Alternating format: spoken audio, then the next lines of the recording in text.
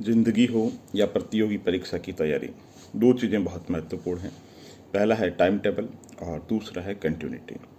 दोस्तों, time table इसलिए ज़रूरी है, एक खाका होना चाहिए कि भाई मैं ऐसे चलूँगा, है ना। जैसे मुझे बहुत दूर जाना है ना। तो पुराने लोग क्या करते थे, उसे टुकड़ों में बांट लेते थे कि आज इतने कोस चलेंगे, फिर इतने कोस चलेंगे, ठीक। एक कहानी आपने सुनी होगी, खरगोश कछुआ, धीरे धीरे धीरे धीरे चलने वाला जीत ही जाता है, बिल्कुल ठीक। और बाकी किसी की कितनी भी फास्ट स्पीड क्यों नहीं हो, रुक जाएगा, वो हार जाएगा। इसलिए प्रतियोगी परीक्षा की तैयारी के लिए बहुत ज़्यादा ज़रूरी है कि आप कंटिन्यूटी रखें।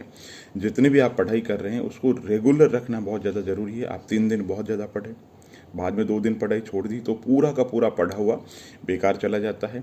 क्योंकि जो आपने पढ़ा है, अगर उसमें कंटिन्यूटी रहेगी तभी उसका पढ़ा होना सार्थक रहेगा, नहीं तो उसका कोई सार्थक नहीं रहेगा। इसके अलावा टाइम टेबल बहुत ज़रूरी है।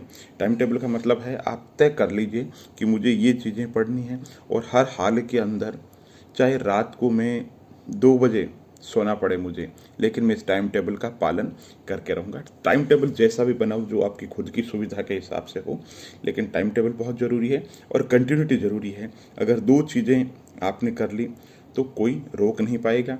फिर कहता हूँ, जिस भी एग्ज़ाम की तैयारी कर रहे हो, सिलेबस पे फोकस करो, पिछले सालों के जो पेपर है उनका ट्रेंड एनालिसिस करो। इस तरह जो बुक्स है, जो आप जिस एग्ज़ाम में बैठ रहे हैं उसके जो टॉपर्स बताते हैं, वो पुस्तकें पढ़ो।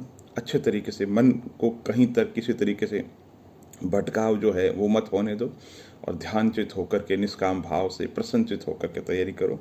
निश्चित रूप से परिणाम जो है पक्ष में आएगा।